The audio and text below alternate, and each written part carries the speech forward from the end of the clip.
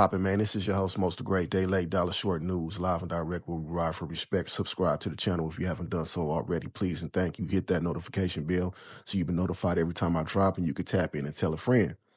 And on today's topic, we are talking about the two young gentlemen who went to a hood vlog and got pressed by some Latino gang members, some Mexican gang members.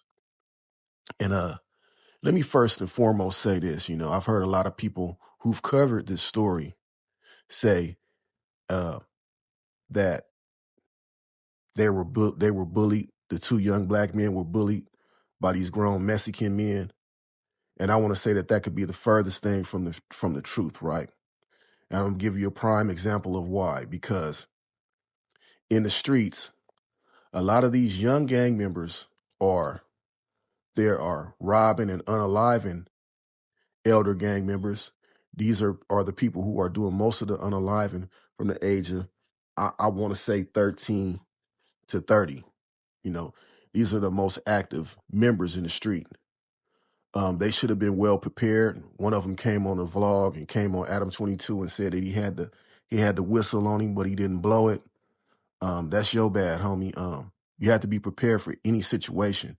If someone grown approaches you, if someone young approaches you, it doesn't matter. And it's no days off in gang banging. You don't get no PTO. You don't get no sick time. You don't get to say, you don't get to dictate the rules of what happens and how old a person is when they approach you. You just have to deal with the situation as it comes.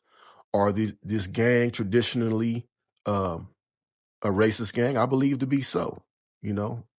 I've heard several stories and instances of the Avenues having skirmishes with black gangs and them writing NK on the wall.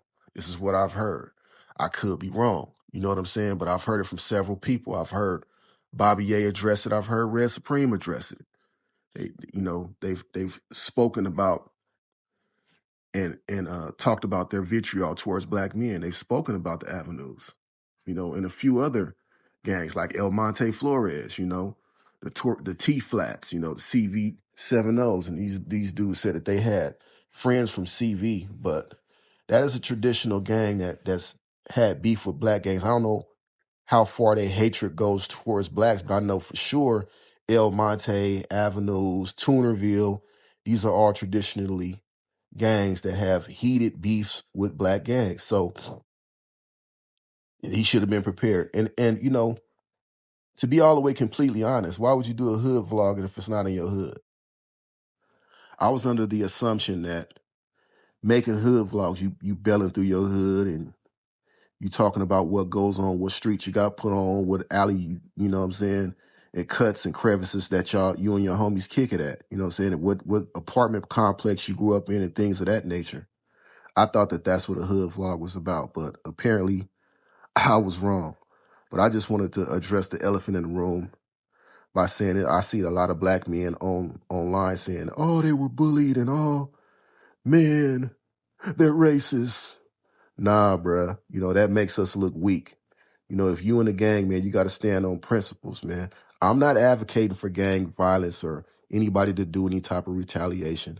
I'm just this is going to be the last time that I address it. I just had to get that off my chest, y'all. You know what I'm saying? Because I've had it in my post for a minute and I never dropped the video. So, hey, man, this is your host, Most Great Day Late Dollar Short News, live and direct where we ride for respect. We out. I came up with some real niggas. Most of them doing life cause they killed a nigga. Politicking in the hood like an activist. Rollers ain't keeping no chances cause my blackness. I came up with some real niggas.